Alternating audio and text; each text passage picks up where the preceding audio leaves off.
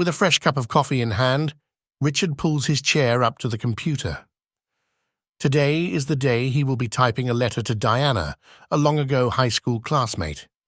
He had been fighting for weeks, the urge to send an encouraging letter, thinking why would she care about hearing from him?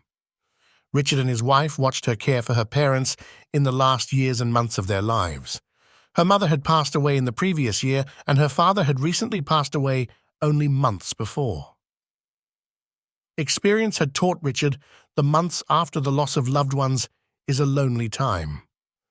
A time when it feels like the world has moved on and forgotten your grief. The goal of his letter is to let Diana know while she was quietly a caretaker for the benefit of her parents, someone was watching and appreciating her efforts. Richard knows that giving people do good things without expecting anything in return. However, he also knows that the world's givers do not have an endless supply of giving. The well can run dry. The giver, while not willing to admit it, at times needs to be the receiver. With a bit of apprehension, Richard adds his letter to a card and seals them into an envelope. He has his wife with her better handwriting address the envelope.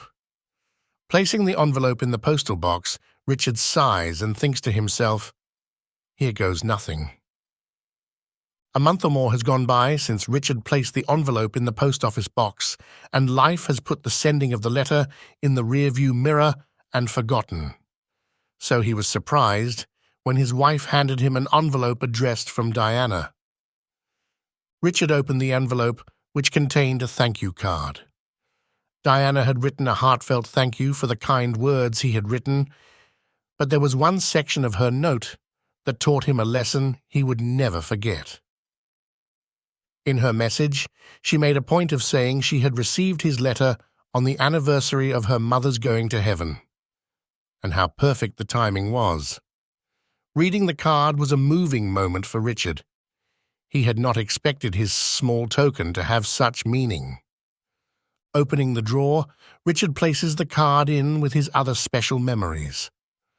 The card will be a reminder that even small gestures of appreciation can have a more significant impact than intended.